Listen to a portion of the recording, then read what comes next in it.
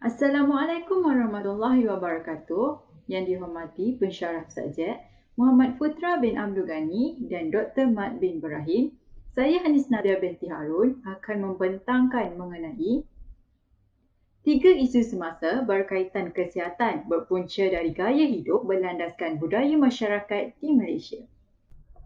Apa itu gaya hidup sihat? Gaya hidup sihat ialah aktiviti yang dilakukan untuk menjaga, merawat, mengekalkan kesihatan tubuh badan agar dapat melaksanakan aktiviti fizikal dengan berkesan. Namun, kepesatan pembangunan sosioekonomi telah mempengaruhi gaya hidup masyarakat Malaysia yang lebih cenderung untuk bersaing mengejar kekayaan harta benda sehingga mengabaikan kesihatan. Maka tidak heranlah peratus penghidap penyakit berbahaya dilihat semakin meningkat demi hari. Tiga isu yang akan dibincangkan dalam pembentangan ini ialah isu penyakit kardiovaskular, isu kecelaruan mental dan isu penyakit kanser usus besar. Isu penyakit kardiovaskular. Penyakit kardiovaskular didefinisikan sebagai kumpulan gangguan pada jantung ataupun saluran darah.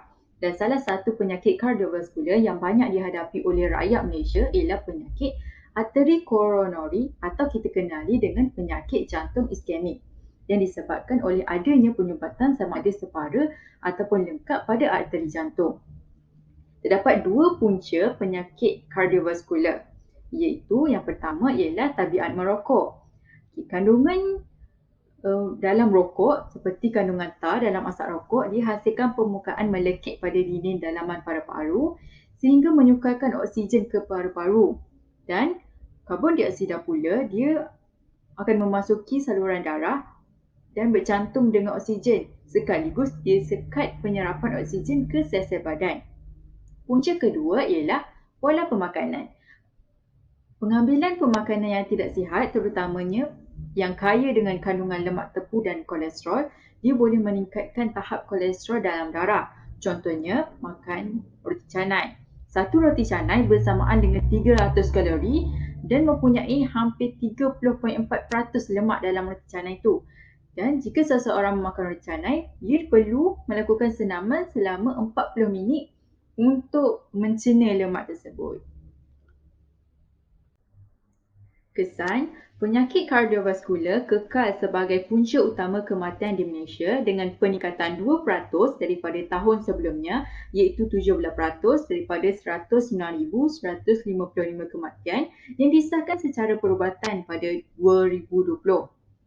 Dan penyakit kardiovaskular ini boleh dicegah dengan melakukan pemeriksaan MRI jantung, iaitu satu pemeriksaan untuk melihat fungsi dan struktur jantung melalui penggunaan magnet dan gelombang radio.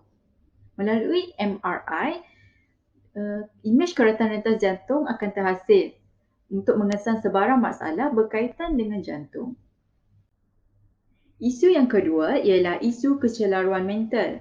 Kecelaruan mental merupakan tingkah laku abnormal, kecelaruan jiwa, penyakit mental dan kecelaruan psikologi dalam diri individu. Dianggarkan 1 daripada 10 golongan dewasa di Malaysia mengalami kecelaruan emosi, terutamanya kemurungan. Punca yang pertama ialah zaman kanak-kanak yang mencabar. Kanak-kanak yang tinggal di persekitaran yang kurang selamat mudah terjebak dengan masalah sosial, dan apabila mereka ada sesuatu masalah, mereka tidak berupaya untuk berfikir secara normal bagi mengatasi masalah yang dihadapi. Keadaan ini menyebabkan berlakunya tekanan yang besar kepada mereka. Yang kedua ialah desakan ibu bapa. Desakan ibu bapa yang terlalu mengharapkan akademik dan kerjaya yang terbaik dalam kanak-kanak boleh menyebabkan wujudnya stres yang melampau dalam diri kanak-kanak itu sehingga mereka takut untuk gagal dan tidak yakin dengan diri sendiri. Perasaan ini lama-lama akan menyebabkan mereka sukar mengawal emosi mereka sehingga melakukan sesuatu di luar fikiran. Kesan kecelaruan mental. Berita harian melaporkan kes bunuh diri di Malaysia berhubung dengan masalah kecelaruan mental meningkat sebanyak 81% dengan 1,143 kes dilaporkan pada tahun 2021 berbanding dengan 631 kes pada tahun sebelumnya disebabkan oleh era pandemik. Dan individu yang merasakan dirinya mengalami kecelaruan mental boleh mendapatkan khidmat nasihat berkaitan kesihatan mental daripada agensi-agensi yang berdaftar di bawah Kementerian Kesihatan. Kecelaruan mental yang dikesan pada peringkat awal mudah dirawat dalam jangka masa yang lebih pendek. Isu yang ketiga ialah isu penyakit kanser usus besar. Kanser usus besar berlaku di bahagian kolon dan rektum, iaitu bahagian yang hubungkan usus besar dengan dubur. Kanser ini juga dikenali dengan nama kanser kolorektum.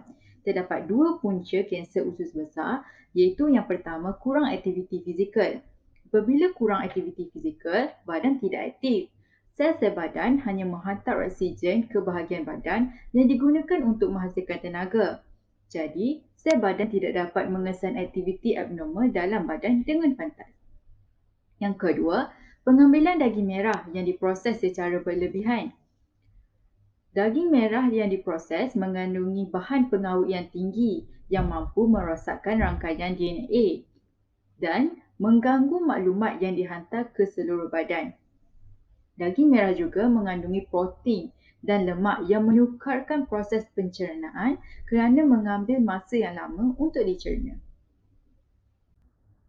Kesan, kanser usus besar dikatakan menyerang hampir 21.2% golongan lelaki dan 18% golongan wanita daripada 100,000 orang di Malaysia pada tahun 2016. Maka tidak hairanlah kanser usus besar berada di kedudukan keempat antara kanser yang menyebabkan banyak kematian. Untuk mencegah kanser ini, kita boleh melakukan ujian saringan FIT yang digunakan untuk mengesan pendarahan dalam saluran pencernaan dengan melihat jejak darah dalam najis yang sukar dilihat dengan mata kasar. Setakat itu sahaja pembentangan saya mengenai isu semasa berkaitan kesihatan berpunca dari gaya hidup berlandaskan budaya masyarakat di Malaysia. Sekian, terima kasih.